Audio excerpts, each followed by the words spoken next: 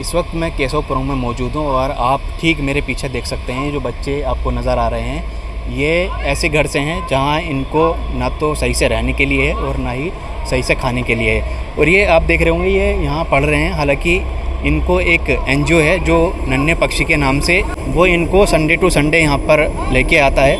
हमारे साथ नन्हे पक्षी के फाउंडर हमारे साथ मौजूद हैं, पल्लवी सिंह कश्यप सिंह हमारे साथ। पहले आपका बहुत बहुत स्वागत है प्राइम पोस्ट में। Thank you.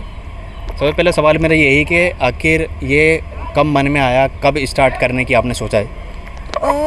मैं पिछले 9.5 साल से सोसाइटी के लिए काम कर रही हूँ, पर देखा जाए तो पिछले 6 साल में मैंने ये सोचा था कि मुझे नन्हे पक्षी शुरू करना है, और हो गया है मुझे 6 साढ़े 6 साल हो गए नन्हे पक्षी को शुरू किए हुए, और तब से ही हम बच्चों के लिए और समाज के लिए काम कर रहे हैं। मैंने अक्सर देखा है कि काफ़ी एनजीओ हैं, वो काफ़ी हद तक, ज़्यादातर देखा गया कि काफ़ी हद तक वो सुविधा नहीं दे पाते हैं बच्चों को।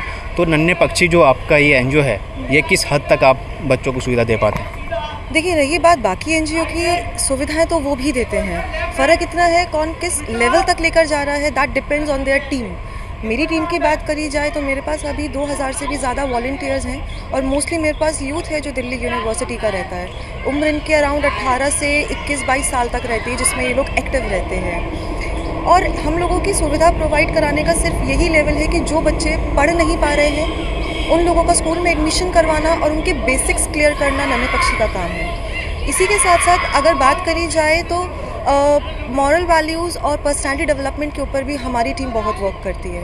और आखिरकार जो हमारा मकसद है वो सिर्फ यही है कि इन बच्चों को स्कूल में एडमिशन करा के इनकी एक लाइफ अच्छी जगह पे शुरू करें, वो हमारा मेन फोकस है। इस नन्हे पक्षी एनजीओ को 6 साल हो चुके हैं। आखिर इतना लंबा सफ़र है, इतना में आखिर कितनी परेशानियाँ, कितनी उसको फाइनेंशियली देखा जाए कितनी प्रॉब्लम आपको आई? फाइनेंशियली प्रॉब्लम्स तो अभी भी आती हैं, लेकिन हमें इतना इशू नहीं है क्योंकि क्राउड फंडिंग से हमारा हेल्प हो जाता है। कई बार हम लोग अपने पॉकेट से भी देते हैं, और ये इतनी रिक्वायरमेंट मांगता भी नहीं है। फाइनेंशियली इतनी रिक्वायरमेंट नहीं मांगता जितनी मटेरियलिस्टिक चाहिए होती है मुझे। जैसे बच्चों को पढ़ाने के लिए मुझे मैथ्स चाहिए, मुझे उसके लिए पैसा नहीं चाहिए। अगर कोई इंसान मुझे अपने घर के मैथ्स, कोई पुरानी चादर या कोई पुराने फटी हुई चटाइयाँ भी दे देगा ना, मैं उससे भी काम चला लूँगी। तो मुझे पैसों से इतना रिक्वायरमेंट नहीं है जितना मुझे मटीरियलिस्टिक थिंग्स मिल सकती है। स्टेशनरी मिल जाए, पुरानी घर पे किताबें रखी हूँ जो उनके बच्चे नहीं पढ़ पा रहे, अगर वो मुझे मिल जाए मेरा काम तो उससे भी चल जाएगा। परेशानियों की बात बहुत आई है, चाहे वो आप सोसाइटी से रिगार्डिंग हो, उनके पेरेंट्स के रिगार्डिंग हो, रिलीजन के रिगार्डिंग हो। काफ़ी सारी रिक्वेस्ट, मतलब काफ़ी सारी इश्यूज़ मुझे आए हैं उस दौरान, बट ठीक है, प्रॉब्लम्स तो आती रहेगी, ज़िंदगी का हिस्सा है, आगे बढ़ते रहेंगे, करते रहेंगे। एक और सवाल, कि जैसे ये एनजीओ है, ये 6 साल से चल रहा है, उसके बाद में इसमें कुछ बच्चे हैं जो बड़े लेवल पे गए हों, अपने दम पे खड़े हुए हों। इस तरह से जो बच्चे हैं वो जैसे अब ये दिख रहे हैं, इनको ना भी कुछ पता है, घर से बेघर हैं, घर से कमज़ोर हैं, ना इनके पास पढ़ने के लिए, ना ज़्यादा कह सकते हैं रहने के लिए इतना सुविधा नहीं है। तो ऐसा जो आपके यहाँ पे आया हो इसी स्थिति में, जो आज अपने पैरों पे खड़ा हो, वो है कोई ऐसा? कितने बच्चे ऐसे हैं अभी? एक के बारे में बता सकती हूँ, उसका नाम गौतम है, और वो मेरे पास बहुत पहले आया था। कश्मीरी गेट यमुना खादर एक स्लम है वहाँ पर, और उसने पढ़ा, उसने अपनी बीटेक कंप्लीट करी, और अभी वो जॉब ले रहा है। वो जॉब कर रहा है, ठीक है, बहुत कम लेवल पे जॉब कर रहा है, लेकिन वो जॉब कर रहा है। सो वो हमारा एक काफ़ी अच्छा था जिसके लिए हम लोग आगे बढ़े थे।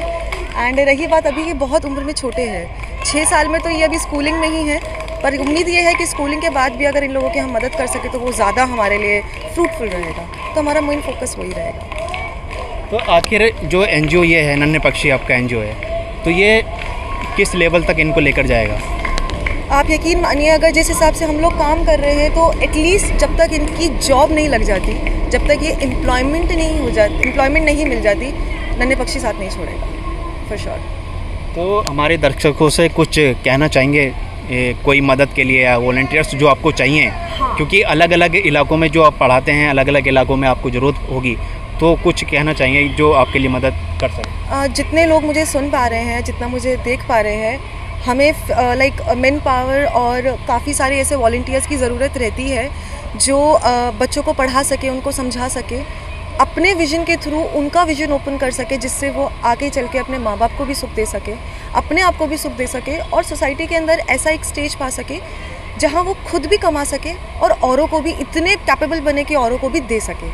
सो जितने भी ये लोग मुझे सुन पा रहे हैं, अगर वो खुशी से एक NGO के लिए काम करना चाहते हैं, बच्चों को फ्री में पढ़ाना चाहते हैं, सो वो मुझे कांटेक्ट कर सकते हैं आपके थ्रू। मेरी टीम को कांटेक्ट कर सकते हैं for the volunteering part and the internship part. और हम लोग ट्राई करते हैं कि हम लोग उन वॉलंटियर्स जो कि कॉलेज गोइंग हैं या उसके बाद भी जो लोग पार्टिसिपेट करना चाहते हैं, हम लोग उनको भी ग्रोथ में हेल्प करते हैं।